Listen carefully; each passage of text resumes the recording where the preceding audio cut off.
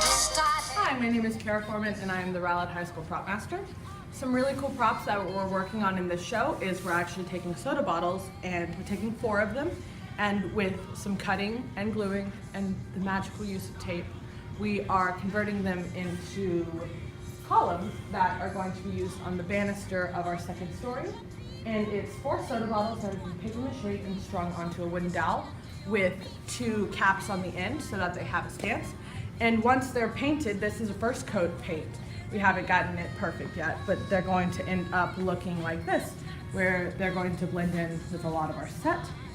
Another really cool thing that we're working on in the program is we actually took some old paper that we found and we put it on a zip tie, and then we put some copy paper on the center, and we made lilies. And with the lilies, we ended up making this lovely spray with a lot of greenery and a big foam block, and this is going to go on top of our casket for EVITA. We hope you enjoy the show.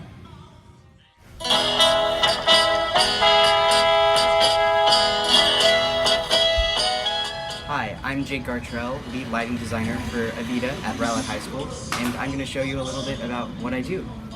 So the first part of my lighting setup that I want to highlight is these arch lights that I set up. And they're really useful for making troops look ominous in Art of the Possible and other members with Perron's military coup.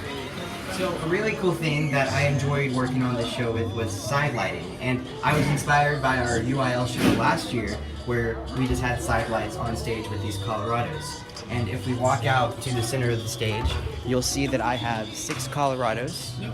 And these Colorados are really useful for whenever there's scenes with the crowd, and you really need to make the crowd look inhuman and make EVITA, Che, and Perron feel like the only characters on stage. Something that I really enjoyed about this show was doing all the arch lighting, and you really get to see how isolated they are, as even at the top of the world, they really can't feel the power of the crowd beneath them. And this concludes my lighting tour, and just as a special treat, we can see EVITA in her Don't Cry For Me Argentina position, and you can see the side lights previously that I talked about, backlighting her, making her look like an ephemeral figure. Thank you for your time. And the money kept rolling in. Hi, I'm Cameron Hatcher. I'm sub foreman at Rowlett High School, and this is how we built EVITA. So first, we got 4 feet by 8 feet platforms. We put them 8 feet high, and then we wanted to put archways. So right here, we built a frame at a 2x4, and then supported it from the inside so we could do the archway. We really wanted to make it 2 stories, so we had to really support these. And then put stairs up here. So since EVITA is set in Argentina, we really wanted an Argentinian design, and so we put these pillars here, did a lot of trims and decoration to make it look nice, and then over here, because of lack of space, we couldn't put escape stairs here, so we put a ladder, attached it to the platform, made it really structural, and then we put stairs over here. Climb upstairs on the 2nd floor, and we decided to put flats with arches in them, make it look really nice.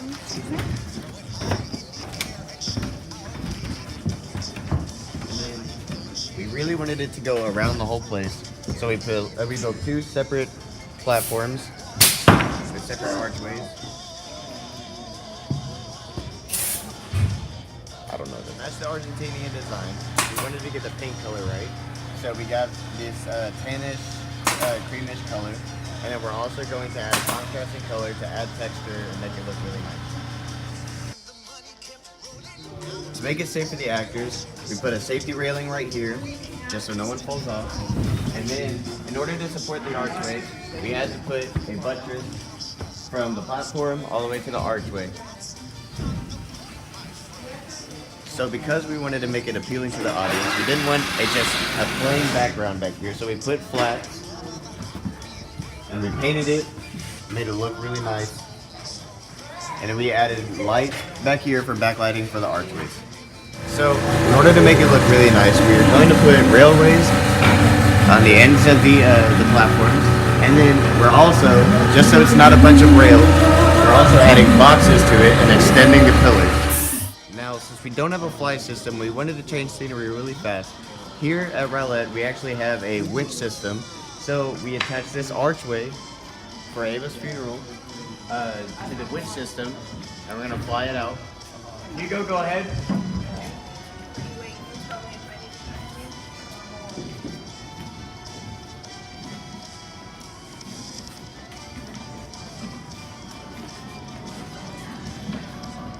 So we can change scenery really fast and it looks great. To make the cobblestone print on the floor, we essentially created a stamp with sponges on the end of it and dipped it in paint to make the cobblestone print texturized and a contrasting color. Thank you for your time. I hope you enjoy the show.